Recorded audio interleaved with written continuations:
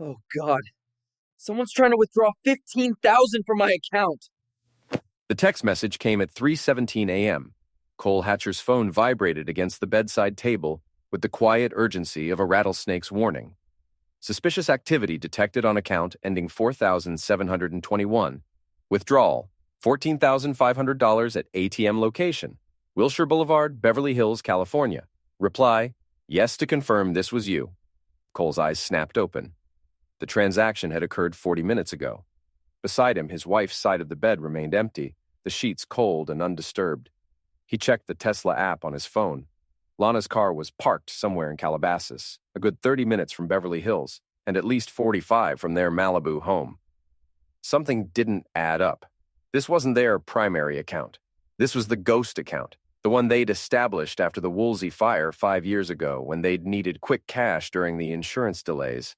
The account they'd promised each other would be for family emergencies only, the one with just over $200,000 in it, the one they never discussed. $14,000 at 2:30 a.m. from an ATM. Cole slid out of bed, careful not to disrupt the silence of the house. He passed the children's rooms, Madison's door covered in stickers from her gymnastics competitions, Tyler's adorned with a hand-painted rocket ship. Both fast asleep, safe, innocent. In his home office, Cole opened his laptop and logged into their mobile carrier's account. He pulled up Lana's location data, a perk of their family plan. The blinking dot showed her phone at an address in Bel Air. Not Beverly Hills, not Calabasas. He cross-referenced with property records. The home belonged to Dr. Eric Vasquez. Cole's jaw tightened. Dr. Vasquez, the celebrity plastic surgeon Lana represented through her PR firm. The man who had performed Madison's reconstructive stitches after her bike accident 2 years ago. The man who had dined at their table at least a dozen times, bringing expensive wines and stories about his famous clients. Cole didn't call. He didn't text. Instead, he took a sip from the cold coffee left on his desk and began pulling threads. By morning, he had ordered a magnetic GPS tracker on overnight delivery, subpoenaed their phone records through a military contact who owed him a favor, and begun moving money. Not everything, just enough. When Lana returned at 6:45 a.m. looking exhausted but perfectly composed in yesterday's business attire, Cole greeted her with a cup of coffee and a kiss on the cheek. Emergency client situation, she explained, avoiding his eyes. Some actress had a reaction to fillers.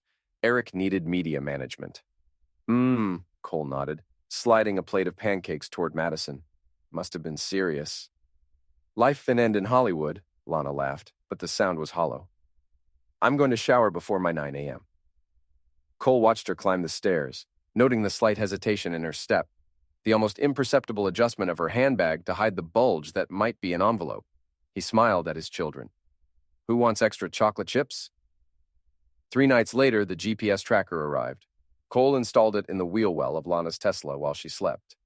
The next day, he made an excuse about a training flight and followed her from a distance in his truck. Lana's daily routine was predictable. School drop-off, office in Century City, lunch meeting at Spago, back to the office, then home by 6 for family dinner. Cole had heard this schedule recited hundreds of times. Today, however, she deviated. After lunch, the GPS showed her car moving toward Pasadena. Cole followed, maintaining a safe distance, his military training kicking in. The Tesla finally stopped at a quiet cul-de-sac lined with Spanish-style homes, sheltered by jacaranda trees. Lana disappeared inside a cream-colored house with terracotta roof tiles. Cole parked 3 blocks away and waited. 1 hour passed, then 2. At the 3-hour mark, Cole made a decision. He approached the house, passing a Mercedes in the driveway with a vanity plate. Fix up. Vasquez's car. Cole knocked on the door. The wrong door, as it turned out. A confused elderly woman answered. Can I help you? I'm sorry. I was looking for the Vasquez residence, Cole said smoothly. Oh, that's next door. The corner house. Cole nodded his thanks and walked to the indicated home. This one was larger, with a manicured lawn and privacy hedges. The doorbell camera recorded his approach. He didn't care. The door opened, but it wasn't Vasquez or Lana. A nanny, Latina, mid-50s, stood there with a questioning look. I'm here to see my wife, Lana Hatcher, Cole said, military politeness intact. The woman hesitated, then stepped aside. They're upstairs in the nursery, senor. Nursery? Cole ascended the spiral staircase, his footsteps silent on the plush carpet. He heard Lana's voice before he saw her. a soft, cooing sound he recognized from when their own children were infants. He pushed open the half-closed door. The nursery was painted a soft green, with jungle animals stenciled along the walls. In the center of the room, Lana sat in a rocking chair. In her arms was a newborn, no more than 2 months old, with caramel skin and tight black curls. Lana was nursing the child with practiced ease. Dr. Vasquez stood by the window, his back to the door, speaking quietly on the phone. Neither of them noticed Cole at first. Then Lana looked up. Their eyes met. The bottle of expressed milk nearly fell from her hands. The baby squirmed. "Cole?" she whispered, her face draining of color. Vasquez turned, phone still at his ear. "I'll call back," he said abruptly, ending the call. Cole said nothing. He simply looked at his wife, a white woman like himself, holding a clearly biracial baby that could not possibly be his. He looked at Dr. Vasquez, a man he'd trusted with his daughter's face and his wife's career, a man who had clinked glasses with him over backyard barbecues. Then Cole did the unexpected. He smiled. He walked over to Lana, bent down and kissed her forehead gently. "I'll see you at home," he said softly. "Don't forget Madison has her recital tonight." Then he walked out, ignoring Lana's strangled attempt to call his name, ignoring Vasquez's step forward. In his truck, Cole finally allowed his hands to shake. He gripped the steering wheel until his knuckles turned white, taking deep breaths the way he had been taught to do when his helicopter had been hit by crossfire over Helmand Province. That night, after the children were asleep, after he'd watched Madison's piano recital with appropriate pride, after he'd helped Tyler with his dinosaur homework, after he'd sat across from Lana at dinner while she pushed food around her plate, Cole locked himself in his office. He drafted an email to his attorney, James Corliss. Subject line, "Get the fireworks ready." Then he began methodically transferring assets, backdating documents, and setting up automated messages to be delivered at specific times. He worked until dawn, fueled by black coffee and 18 years of military discipline. When Lana crept into the house at 7 a.m., having spent another night away, Cole was making pancakes again. "Good morning," he said pleasantly. "I thought we'd take the kids to the beach today. Perfect weather for it." Lana stared at him, confusion and fear battling across her face. "Cole, we need to talk about—" "Later," he cut her off, smile never faltering. "Family day first." The beach day was picture perfect. Cole built sandcastles with Tyler. He helped Madison practice her cartwheels. He rubbed sunscreen on Lana's shoulders with gentle hands that betrayed nothing of what he knew. He took dozens of photos. Evidence of normalcy. Documentation of the last day before the war began. 2 weeks passed. Cole maintained the facade of normalcy with military precision. Each morning pancakes, each evening family dinner. Nothing in his demeanor betrayed what he knew or what was coming. Lana grew increasingly nervous. Her phone clutched like a lifeline. Her excuses about late nights and early mornings more elaborate. Twice more, the GPS tracker showed visits to the Bel Air house. Each time, Cole said nothing. The annual Pacific Palisades Elementary School PTA fundraiser was the social event of the semester. Lana, as head of the auction committee, was scheduled to give the opening remarks. She spent hours selecting the perfect outfit. A crimson Stella McCartney pantsuit that cost more than Cole's first car. "How do I look?" she asked, turning before the full-length mirror. Like a woman with secrets, Cole thought. "Beautiful," he said instead, adjusting his tie. They arrived separately. Lana early to oversee setup, Cole with the children just as the event began. The school gymnasium had been transformed with white drapes and twinkling lights. Silicon Valley tech moguls mingled with Hollywood producers and surgeons like Vasquez, who catered to them all. Cole spotted him across the room. Tan, perfect teeth, Rolex glinting. Eric had brought his wife, Victoria, a former Miss Argentina who managed his social media presence. She looked stunning but vacant. Cole wondered if she knew. Lana took the stage at precisely 7 p.m., tapping the microphone with manicured nails. "Good evening, everyone. Welcome to our annual Fund the Future Gala." Cole checked his watch and nodded to a man standing by the service entrance. Jack Morrow, former SEAL, current private investigator, entered carrying a manila envelope. He moved with purpose toward the stage. Lana was mid-sentence about community investments when Jack stepped onto the platform. "Lana Hatcher," he said loudly enough for the front tables to hear. Lana faltered. "I'm in the middle of—" "Lana Catherine Hatcher?" Jack repeated more formally. "Yes. What is this about?" Irritation colored her voice. Jack handed her the envelope. "You've been served with divorce papers. Have a nice evening." The microphone amplified the sound of Lana's sharp intake of breath. The room fell silent. Phones were already raised, recording. In the corner, Cole saw a woman he recognized as a TMZ stringer typing furiously on her phone. Lana's hands trembled as she stared at the sealed envelope. "There's been a mistake." "No mistake, ma'am," Jack said clearly. "Petition for dissolution of marriage, Cole Andrew Hatcher v. Lana Catherine Hatcher, citing irreconcilable differences and infidelity." He turned and walked away. The silence stretched for 3 heartbeats before erupting into whispers. Cole collected Madison and Tyler, who had been strategically positioned with their favorite teacher during this exchange. "Time to go, kiddos," he said cheerfully. "Pizza night." "But Mom's speech," Madison started. "Mom has some grown-up business to take care of," Cole said, guiding them toward the exit. "She'll be home later." In the parking lot, Lana caught up to them, heels clacking frantically against the asphalt. "Cole, what the hell was that?" Cole opened the truck door for the children. "Pizza toppings?" he asked them. "Pepperoni," Tyler shouted. "Mushroom," Madison said, watching her mother with wide eyes. "Cole," Lana hissed, grabbing his arm. "You humiliated me in front of everyone." He gently removed her hand. "Kids, wait in the truck. Music's already set up." He closed the door and turned to Lana. "Humiliation is finding out your wife has been screwing her client and hiding a baby," he said, voice low and even. "Humiliation is discovering your entire life is built on lies." "You don't understand." "I understand perfectly. The baby isn't even Eric's, is it? I've done the math, but we'll get to that." Lana's face drained of color. "How did you—" "Check your phone," Cole said, turning away. As he drove the children home, Lana's phone pinged with an anonymous email. Attached was drone footage, crystal clear, date and time stamped of her entering Vasquez's house through the rear patio doors on multiple occasions.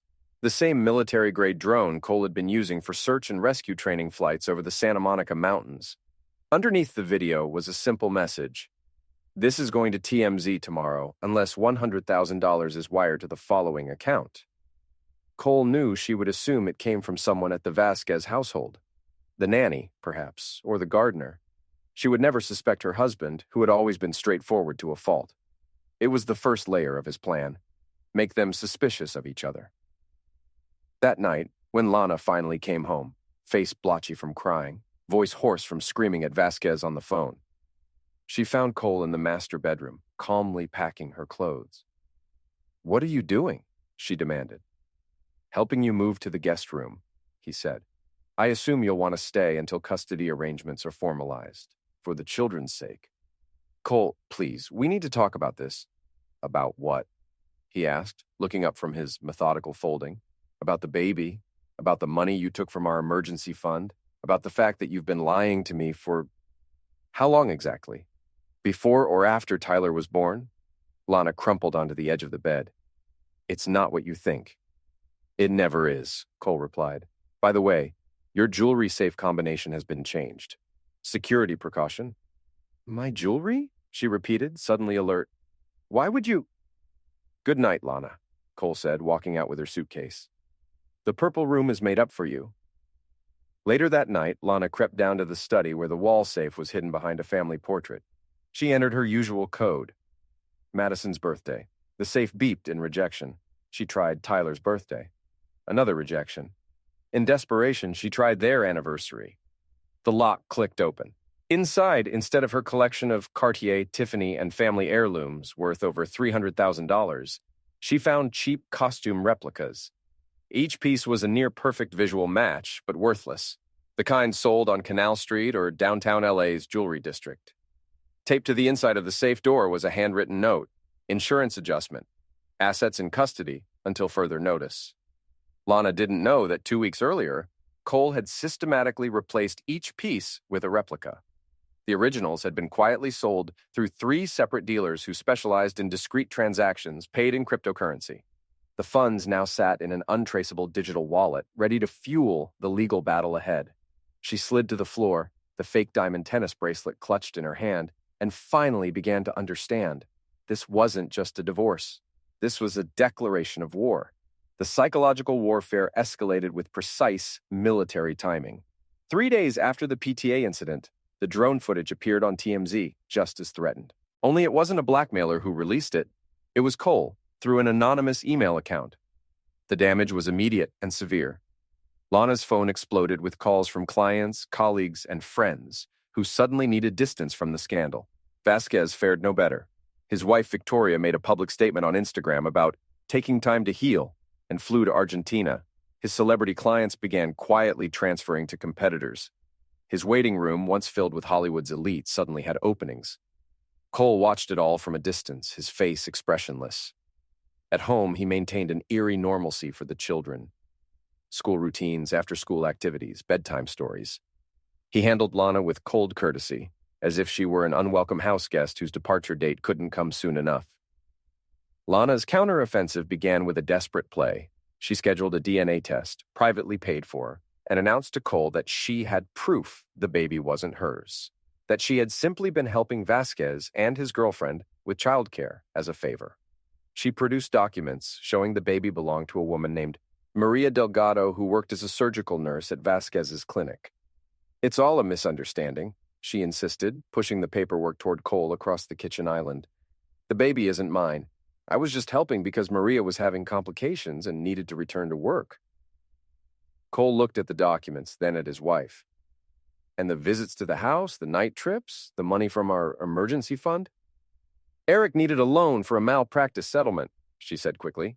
"It was going to affect the practice's reputation. My clients would have suffered—" "I see," Cole said, appearing to consider this. "And you didn't think to discuss it with me because you would have said no," Lana admitted. "You've always been so rigid about money.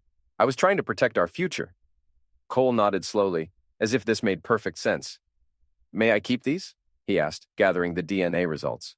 Lana hesitated, then nodded. "Of course. I want to put this misunderstanding behind us. For the kids." Cole smiled, that same gentle smile he'd worn when he found her with the baby. "For the kids," he agreed.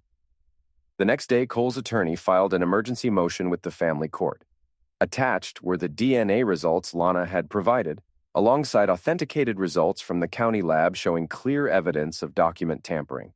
The second set of results showed that the baby's DNA matched Lana's maternal markers unmistakably. Additionally, the motion included hospital records, obtained through Cole's military contacts, showing that Lana had given birth at Cedars-Sinai under the name Laura Henshaw, approximately 8 weeks earlier. The records had been improperly accessed and altered using Vasquez's medical credentials, a federal offense. The judge ordered a criminal inquiry on the spot. That evening, Lana came home to find her access cards to the house deactivated. Cole met her at the door. "Criminal fraud is a serious offense," he said quietly. "Tampering with medical records doubly so. Your presence around the children is now under review by family services." "You can't do this," Lana whispered, mascara streaking down her face. "They're my children." "Were Madison and Tyler also born under fake names?" Cole asked, genuine curiosity in his voice. "Or just your latest?" Lana lunged at him, nails raking toward his face. Cole caught her wrists with the practiced ease of someone who had restrained panicked passengers in rescue situations. "Attack would be a bad idea right now," he advised calmly. "There are cameras." He nodded toward the newly installed security system, its tiny red light blinking from above the door. "Your things have been packed. Our room is reserved for you at the Malibu Beach Inn.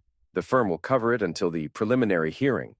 "The firm?" Lana repeated, confusion replacing rage. "Your former employer," Cole clarified. "They called this afternoon. Something about conduct unbecoming and reputation management. I believe your office has already been cleared out." The red fluid drained from Lana's face. "You're destroying my life." "No," Cole corrected her. "I'm documenting it." After she left, Cole sat alone in the darkened living room, nursing a glass of bourbon. He felt no triumph, no vindication, only a hollow emptiness where 13 years of marriage had once lived. On the mantel, their wedding photo stood like a relic from someone else's life. He took out his phone and sent a text to a number labeled only as M. "Phase 3 begins tomorrow. Standard terms." That night, Dr. Eric Vasquez's entire digital life imploded. His patient management system was flooded with appointment cancellations. His social media accounts were temporarily suspended due to unusual activity. His email contained dozens of angry messages from patients demanding refunds and threatening lawsuits. The cause, surveillance footage from his own clinic, showing Vasquez and Lana in his office after hours, laughing as they scrolled through photos on a phone. Lana's voice was crystal clear. He's so clueless. All that military discipline, and he never once questioned why I needed so many overnight conferences in San Diego. Vasquez's response, that slow-witted veteran brain, probably has CTE from all those helicopter vibrations. The footage had been sent to every patient in Vasquez's database, every media outlet that covered celebrity plastic surgery, and every medical board member in California. Cole hadn't recorded it himself. He'd paid M, a former signals intelligence specialist from his unit, to extract it from Vasquez's own security system. The footage was 2 years old, captured before the affair had even begun, and showed them mocking a different veteran entirely. But context was the first casualty in information warfare. By morning, #LangLana and #DarDeception were trending. Vasquez's Yelp page was flooded with one-star reviews. The California Medical Board announced a review of his practice. The public collapse was spectacular, but Cole took no pleasure in watching it. He was already focused on the next phase. The preliminary divorce hearing was scheduled for a Tuesday morning in the downtown Los Angeles courthouse. Cole arrived early, dressed in a conservative Navy suit, his military posture impeccable. His attorney, James Corliss, a former JAG officer with a reputation for ruthless efficiency, stood beside him reviewing documents. "Are you sure about submitting the full prenup?" James asked quietly. "Some of these clauses are unusual." "Submit everything," Cole confirmed. "Let's see what sticks." Lana arrived with her attorney, a well-known divorce lawyer to the stars named Regina Walsh. Lana looked exhausted but defiant in a modest gray dress, her hair pulled back severely. She avoided Cole's eyes. The hearing began routinely enough. Judge Eleanor Simmons, a no-nonsense veteran of the family court system, reviewed the initial filings. "I see we have allegations of infidelity, financial misconduct, and," she peered over her glasses, "identity fraud and medical record tampering. Those are serious accusations, Mr. Corliss." "Yes, Your Honor," James replied. "We have documentation supporting all claims." "So noted," the judge said. "Miss Walsh, I understand your client contests the validity of the prenuptial agreement?" Regina stood. "Yes, Your Honor. Ms. Hatcher has no recollection of signing the addendum dated March 2021, which contains the punitive clauses regarding infidelity and hidden assets. Yet her signature appears on the document," Judge Simmons observed. "We believe it may have been forged or obtained under duress." Cole maintained a neutral expression. The March 2021 addendum was indeed a fabrication, a masterful one created by a document specialist who owed Cole for extracting his family from Kabul during the chaotic withdrawal. The original prenup, signed before their marriage, contained no such clauses, but Cole had calculated that Lana wouldn't remember exactly what she had or hadn't signed over the years. The falsified addendum created reasonable doubt about her credibility, while simultaneously trapping her in a bind. If she claimed it was forged, it opened the door to questioning the authenticity of her DNA test and medical records. "Your Honor," James interjected, "we have the notarized original with witness signatures, including Miss Hatcher's mother, who is prepared to testify." Cole had never spoken to Lana's mother about this. The witness signature was another fabrication. But Elaine Pierce was in assisted living with advancing dementia, a fact Lana had hidden from her social circle. She would neither confirm nor deny anything. Lana whispered frantically to her attorney, who looked increasingly troubled. "Miss Walsh," the judge prompted, "we request time to authenticate these documents independently, Your Honor." "Granted, 2 weeks," Judge Simmons made a note. "Now, regarding temporary custody arrangements," "Your Honor," James cut in smoothly, "we have concerns about Miss Hatcher's stability and truthfulness that impact the safety of the minor children." What followed was a methodical presentation of evidence: the altered medical records, the hidden bank transactions, and, most damagingly, footage from the children's nanny cam showing Lana telling Madison to keep secrets from Daddy about where Mommy goes. By the end of the hearing, Lana's face was ashen.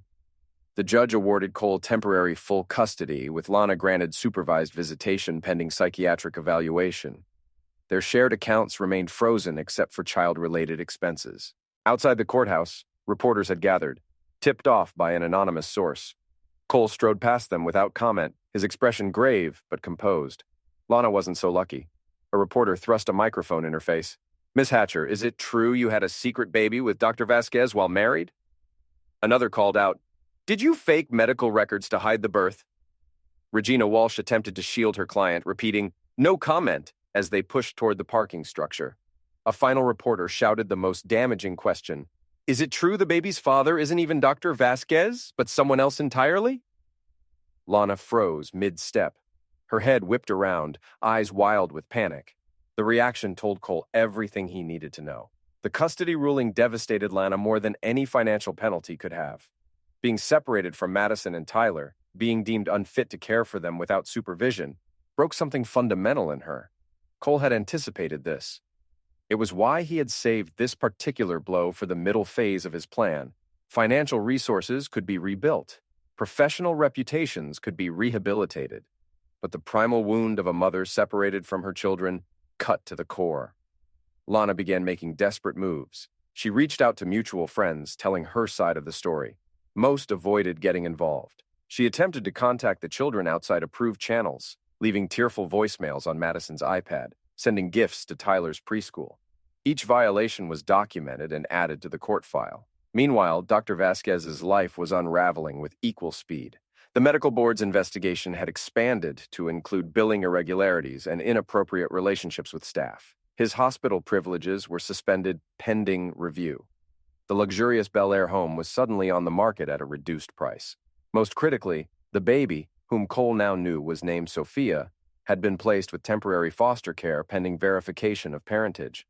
The court had ordered comprehensive DNA testing of all parties. Cole maintained his relentless advance. The next blow came in the form of a wrongful termination lawsuit filed by Manuel Delgado, a former janitor at Vasquez's surgical center and brother of Maria Delgado, the nurse Lana had named as the baby's mother. The suit alleged that Manuel had been fired after discovering Dr. Vasquez and Lana Hatcher engaged in inappropriate relations in the surgical suite after hours. More damaging, it claimed Manuel had been pressured to sign paternity documents for a child that wasn't his, with promises of financial compensation that never materialized. The filing included timestamps of security footage showing Manuel entering and exiting supply closets near Vasquez's private office during Lana's PR meetings. Cole hadn't planned for Manuel to come forward. This was an unexpected development, collateral damage from the investigation, yet it fit perfectly into the narrative he had constructed. The trap was closing not because of Cole's actions alone, but because the truth itself was a minefield Lana and Vasquez had laid. The decisive confrontation came 3 weeks later at Nobu Malibu, the oceanfront restaurant where Vasquez had once celebrated Cole's promotion to rescue squadron commander. Now, Vasquez was hosting a dinner for potential investors in a medical technology startup, his last-ditch effort to salvage his career and finances. Cole learned of the dinner through Victoria Vasquez, who had returned from Argentina with revenge on her mind. For the price of a 1-hour consultation about divorce strategy, she had provided the guest list, seating chart, and reservation time. Cole arrived halfway through the main course. He wore civilian clothes, dark jeans, and a simple button-down, and walked directly to Vasquez's table on the outdoor deck overlooking the Pacific. Lana was there, seated beside Vasquez, wearing a borrowed dress and a forced smile. She was working the table hard, trying to salvage something from the wreckage. The conversation halted as Cole approached. Recognition and alarm spread across the faces around the table. "I apologize for the interruption," Cole said pleasantly. "I just wanted to deliver these documents personally." He placed a thick manila envelope in front of Vasquez. "What is this?" Vasquez asked, not touching it. "The results of the court-ordered paternity test," Cole said, his voice carrying just enough for nearby tables to hear. "Fascinating reading?" Lana reached for the envelope, but Cole moved it just beyond her grasp. He picked up a glass of red wine from the table and deliberately poured it into Lana's lap. The crimson liquid spread across her borrowed cream dress like crimson. Gasps erupted from around the table. Phones were discreetly raised to record the scene. Cole leaned down between Vasquez and Lana, his voice now a whisper that only they could hear. "You're not even the worst thing I found in her inbox." Lana's face contorted with rage. She threw her water glass at Cole, who stepped back smoothly, letting it crash against the railing. The remaining diners were now openly staring, the gentle background music drowned out by shocked murmurs. Cole straightened, adjusting his shirt cuffs with military precision. He addressed the table at large. "Enjoy the appetizer. The main course hits tomorrow." Then he turned and walked away. leaving chaos in his wake. The main course arrived as promised, not at the restaurant, but in the courtroom the following morning. Cole's attorney presented the official paternity results to Judge Simmons in a closed session. The DNA confirmed what Manuel Delgado had alleged. Baby Sophia was indeed Lana's child biologically, but her father was neither Cole Hatcher nor Eric Vasquez. The father was Manuel Delgado. The court transcript, leaked within hours to TMZ, revealed the full, sordid story. Lana had engaged in relations with both Vasquez and his employee during the same period. When the pregnancy resulted, she had hidden it from Cole and allowed Vasquez to believe he was the father. Vasquez, fearful of his wife's reaction and the professional implications, had helped Lana deliver under a false identity and created a fiction about the baby belonging to Manuel's sister. The revelation destroyed whatever credibility Lana had left. Her supervised visitation was further restricted. The divorce proceedings were expedited due to the extraordinary circumstances and pattern of deception. Cole was awarded the Malibu house, full custody of Madison and Tyler, and control of all marital assets except a small settlement for Lana to restart her life. Vasquez's medical license was suspended for 1 year, with conditions for reinstatement that included ethics courses and community service. His wife filed for divorce the same day. Manuel Delgado, leveraging his new status as a whistleblower, received a substantial settlement in custody of baby Sophia, with Lana granted limited visitation rights. It was a total victory for Cole, a complete dismantling of the life Lana had built on lies. Yet, as he sat alone in his home office that night, looking at family photos that now seemed like artifacts from another life, Cole felt no satisfaction, only emptiness and a question that had haunted him since the beginning. Why? The helicopter blades cut through the morning fog as Cole guided the medevac unit over the San Gabriel Mountains. It was his first shift back after a month-long leave of absence following the divorce settlement. The call had come in at 6:17 a.m. single-vehicle accident on Angeles Crest Highway. Male patient, mid-40s, possible internal bleeding, remote location requiring aerial extraction. Standard procedure until Cole arrived on scene and recognized the crashed Range Rover with its personalized license plate. Fix up. Dr. Eric Vasquez lay on a stretcher, oxygen mask over his face, paramedics working to stabilize him. His eyes widened in recognition as Cole approached in full flight gear. Patient status? Cole asked the ground team, professional mask firmly in place. Stable but critical, suspected broken ribs, possible punctured lung, need immediate transport to Cedars. Cole nodded. Let's move. Loading Vasquez into the helicopter, Cole performed his pre-flight checks with mechanical precision. The paramedic secured the stretcher and gave a thumbs up. Ready for liftoff, Cole confirmed, easing the collective. The helicopter rose shakily, then stabilized. Through the headset, Cole heard Vasquez's labored breathing. As they cleared the mountain ridge, Cole spoke for the first time directly to his passenger. Rough morning, Eric. There was a pause, then Vasquez's strained voice. Just get me to the hospital, Hatcher. Absolutely. Cole adjusted their course. Interesting place for an accident. Not many people take that curve at 80 miles per hour in the fog. Vasquez said nothing. You ever wonder, Cole continued conversationally, how many wrecks are really accidents? The helicopter suddenly dipped, causing Vasquez to cry out in pain as his injured body shifted against the restraints. Cole corrected smoothly, the aircraft stabilizing. Turbulence, common in these canyons. Vasquez's breathing had accelerated, the heart monitor beside him showing elevated rates. What the hell are you doing? He gasped. Flying you to medical care, Cole answered calmly. That's my job. Another sudden drop, another correction. The paramedic glanced at Cole with concern but said nothing. You know, Cole continued, voice eerily calm in the headset, when I was shot down in Middle East, I had 7 minutes of freefall before the backup systems engaged. 7 minutes thinking about my wife, my daughter. Madison was only 2 then, thinking I'd never see them again. The helicopter veered sharply to the right, then left. Warning lights flashed momentarily. Sorry about that, Cole said. Mechanical issues, nothing to worry about. Vasquez's eyes were wide with terror now. The paramedic was checking the doctor's vitals, concerned by the spiking heart rate. Some days, Cole went on, these old birds just don't want to stay in the air, especially when they're carrying extra weight. Moral weight, you might say. Please, Vasquez whispered. I'm sorry. It was a mistake. A mistake, Cole repeated thoughtfully. One mistake I could understand. We all make those. But you made hundreds of deliberate choices, Eric. Each time you saw my face across a dinner table. Each time you held my children on your lap at our pool parties. Each time you stood in my home and lied. The helicopter dipped again, more severely. Alarms blared briefly before Cole silenced them. "Sir," the paramedic interjected, "we need to stabilize our flight or I'll have to report technical malfunction." Cole cut him off. "Happens sometimes. Don't worry." To Vasquez, who lay trembling on the stretcher, Cole said quietly, "I could end it all right now. One mechanical failure. Tragic accident, pilot and patient lost. It happens." Vasquez's eyes locked with Cole's in the rearview mirror. There was something beyond fear there now, a broken recognition.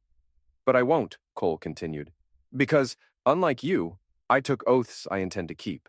To protect, to serve, to do no damage." The helicopter stabilized, all warning lights extinguished. Cole adjusted their course toward Cedars-Sinai, flying textbook perfect now. "You destroyed my marriage, tried to take my children, and laughed about my slow veteran brain while doing it," Cole said, voice professionally detached. "But I won't destroy you. That privilege you've handled all on your own." The rest of the flight passed in silence. When they landed on the hospital helipad, Cole performed a perfect touchdown. Medical staff rushed out to receive the patient. As they unloaded Vasquez, Cole leaned in one last time. "For what it's worth, I could have done much worse." The fear in Vasquez's eyes told Cole that the message was received. The helicopter incident would never be reported. The doctor had seen the abyss and understood how close he had come to falling into it. 1 month later, Cole received a text message from an unknown number. "Need to talk. 9 p.m. tonight. The beach behind your house." He recognized Lana's writing style immediately. After putting the children to bed with a babysitter on standby, he walked down the private staircase to the shoreline. Lana sat on a piece of driftwood, staring out at the waves. She wore jeans and an oversized sweater, a far cry from her usual polished appearance. Her hair had grown out. The expensive highlights faded to her natural brown. "You never filed the divorce papers," she said without preamble as Cole approached. He sat beside her, leaving space between them. "I wanted to see how far you'd fall before you noticed." "I noticed immediately," Lana replied. "I just couldn't understand why." "Think of it as an experiment," Cole said, watching the moonlight play across the water. "How much damage could be done withoout legally severing ties?" "The answer is everything," Lana said bitterly. "My career is over. My reputation is destroyed. I live in a studio apartment in Van Nuys and see my children twice a month under supervision." "You did that," Cole corrected her. "I just documented it." They sat in silence for several minutes, the rhythmic crash of waves filling the space between them. "Why did you come here tonight?" Cole finally asked. Lana reached into her pocket and withdrew a folded piece of paper. "Sophia's birth certificate," she said. "The real one, not the fake. I thought you should see it." Cole took the document, unfolding it carefully. Under father, the name listed wasn't Manuel Delgado. It was Cole Hatcher. He looked up sharply. "What is this?" "The truth," Lana said quietly. "Sophia is your daughter." Cole stared at her, the implications cascading through his mind. "The DNA test was manipulated," Lana finished. "By Eric. He had access to the lab. He switched your sample with Manuel's." "Why would he do that?" "Because he knew if you thought she was yours, you'd fight for her. And he didn't want that. He wanted her gone, hidden away as a problem to be solved." Lana's voice cracked. "I was 7 months pregnant when you were deployed last year. Remember that emergency in San Diego I had to handle? It wasn't San Diego. It was bed rest in a private facility Eric arranged." Cole's mind raced back. The extended absence, the weight gain she'd attributed to stress eating, the sudden fitness regimen after his return. "I was going to tell you," Lana continued, "but then Eric convinced me it would destroy everything. Your career, our marriage, his practice. He had a plan to place her with a family in Arizona. Clean break." "But you couldn't do it," Cole realized. Lana nodded, tears streaming now. "I couldn't give her up, so we created this elaborate lie, that she was Maria's baby, that I was just helping. I visited whenever I could. I pumped breast milk in hotel bathrooms and office closets." "And Manuel?" "A convenient scapegoat. His sister owed Eric for giving her a job after her immigration issues. Manuel knew nothing until your investigators approached him." Cole stood abruptly, pacing the sand. "Why tell me this now, after everything?" Because she deserves to know her father, Lana said simply. And because as much as I've lost, I'm tired of living with lies. Cole looked out at the ocean, the same view he'd stared at countless nights since discovering the first bank alert. Everything he thought he knew had been built on a foundation of half-truths and deceptions. Some Lana's, some Vasquez's, and now some his own. How do I know this isn't another manipulation? He asked finally. Lana stood, brushing sand from her jeans. I've filed a motion for new DNA testing, supervised by the court. No intermediaries. If I'm lying, I'll lose what little visitation I have left with Madison and Tyler. She held his gaze. I wouldn't risk that. She turned to leave, then paused. For what it's worth, she has your eyes. Exactly your eyes. Cole watched her climb back up the beach stairs and disappear into the night. He remained by the water's edge, the birth certificate clutched in his hand, as the tide gradually rose around his feet. The courthouse was quieter this time. No reporters, no spectators. Just another family drama playing out in the sterile confines of the justice system. Cole sat alone on one side of the courtroom, Lana on the other. Judge Simmons reviewed the new DNA results with an expression of profound displeasure. Let me be clear, she said, looking between them. These results confirm that Sophia Hatcher is indeed the biological child of both Lana Hatcher and Cole Hatcher. The previous test results were falsified, apparently by Dr. Eric Vasquez, who has now admitted as much in a sworn affidavit. She set down the papers. Mr. Delgado has withdrawn his paternity claim in light of this evidence and has filed a separate suit against Dr. Vasquez for defamation and emotional distress. Cole felt strangely detached, as if watching the proceedings from a great distance. In light of these extraordinary circumstances, Judge Simmons continued, I am ordering a complete reevaluation of the custody arrangements for all 3 children. Mr. Hatcher will retain primary custody of Madison and Tyler for now, with Miss Hatcher's visitation expanded to include overnight weekend stays. Regarding Sophia, who remains in foster care, I am ordering a gradual reunification plan with both parents. The judge leaned forward, her gaze stern. Let me be absolutely clear. The behavior exhibited by both parties in this case has been reprehensible. Miss Hatcher, your deception regarding your pregnancy and birth of your daughter shows a disturbing pattern of dishonesty that this court cannot overlook. She turned to Cole. And Mr. Hatcher, while your anger was justified, your methodical campaign of destruction crossed numerous ethical and potentially legal lines. Your manipulation of evidence and use of military contacts to access private records will be referred to the appropriate authorities for review. Cole nodded, accepting the rebuke. This court's primary concern is the welfare of 3 innocent children who did not ask to be born into this toxic situation, Judge Simmons concluded. I expect both of you to begin acting like the parents these children deserve. Outside the courtroom, Cole approached Lana for the first time without attorneys present. When can I see her? He asked simply. The social worker said we can visit tomorrow, Lana replied. Together or separately? Together, Cole decided. She should see us both. Lana nodded, a flicker of hope crossing her face. Cole, I know you'll never forgive me, but this isn't about forgiveness, he interrupted. It's about Sophia and Madison and Tyler. They're what matters now. He turned to leave, then stopped. For what it's worth, I never wanted to destroy you. I just wanted the truth. And now you have it, Lana said softly. All of it. Not quite, Cole replied. I still don't understand why. Why the affairs? Why the lies? We built a life together. Was it so terrible? Lana looked away. It wasn't terrible. It was predictable, safe, military precision in everything. I felt like I was living inside a perfectly organized box. She met his eyes. Eric was chaos, excitement, danger. And now? Now I'd give anything for safe and predictable again. She smiled sadly. Funny how that works. Cole nodded once, understanding finally settling over him like a heavy blanket. I'll see you tomorrow for Sophia. The final confrontation came 3 days later.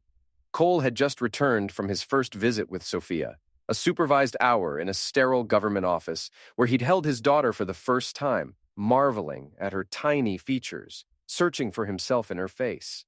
He found Lana waiting in his driveway. The children are at my mother's, he said, assuming she had come for Madison and Tyler.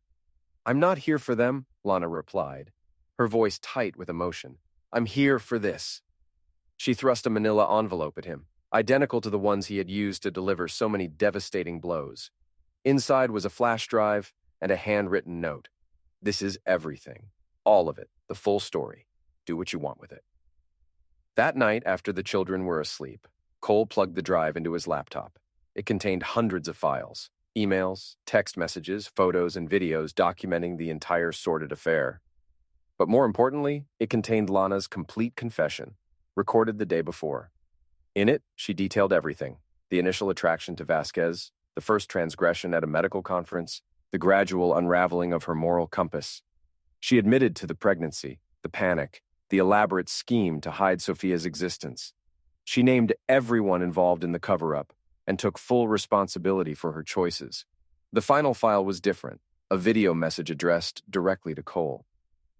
"I won't ask for your forgiveness," Lana said, her face tear-stained, but composed. "I don't deserve it. But I want you to know that I'm going to the district attorney tomorrow with all of this. I'm pleading guilty to document fraud, identity theft, medical record tampering, whatever charges they bring. Eric will deny everything, claim I acted alone. But the evidence is all here." She took a deep breath. "I'm doing this for our children, for Sophia, so that someday when they're old enough to understand, they'll know that I tried to make it right in the end." The video ended. Cole sat in silence, the blue light of the screen illuminating his face in the darkness. His phone rang, Lana's number. "Did you watch it?" she asked when he answered. "Yes. I meant what I said. I'm going to the DA tomorrow. I just wanted to say goodbye to the children first." "Lana, it's okay, Cole. It's the right thing to do. Maybe the first right thing I've done in years." He heard the resignation in her voice, the acceptance. Something shifted inside him. Not forgiveness, not yet, but perhaps the first step toward it. "Wait," he said. "There's another way." 1 year later. The Malibu house had been sold, the proceeds split 3 ways into trust funds for Madison, Tyler, and Sophia. Cole had relocated the family to a ranch-style home in Ojai, away from the coastal glamour and social pressures of their former life. Lana lived in a small guest house on the property. Her legal consequences had been mitigated by Cole's unexpected advocacy. Instead of prison time, she had received probation, community service, and mandatory therapy. The arrangement wasn't forgiveness, but it was a kind of peace. Dr. Eric Vasquez had not fared as well. His admission of evidence tampering and medical fraud had resulted in the permanent revocation of his medical license and a series of civil judgments that had stripped him of his fortune. The last Cole had heard, Vasquez was teaching high school biology in Nevada under a different name. On this particular evening, Cole stood on the back porch, watching the sunset paint the mountains in shades of orange and pink. Sophia, now walking and babbling her first words, played on a blanket in the grass. Madison helped Tyler with his spelling homework at a picnic table nearby. Lana emerged from the guest house carrying a tray of lemonade. "Beautiful night," she observed, keeping a respectful distance. Cole nodded. "The children want to roast marshmallows later. You're welcome to join." "I'd like that," she said softly. They stood in companionable silence, watching their children, all 3 of them, existing in the moment, untouched by the turbulence that had nearly destroyed everything. "Was it worth it?" Lana asked eventually. "The revenge, the destruction, all of it." Cole considered the question, watching as Sophia stood on wobbly legs and took a tentative step toward him. "It wasn't revenge," he said finally. "It was justice with a side of showmanship." Lana smiled faintly. "And now?" "Now," Cole said, reaching down to catch Sophia as she tottered into his arms. "We start over. One day at a time." Behind them, the last light of day faded from the sky. Above, the first stars emerged, and between them, 3 children laughed, unaware of how close they had come to losing everything, or how hard their parents were working to build something new from the ashes of what had burned. Not forgiveness, not yet, but possibility. And for now, that was enough.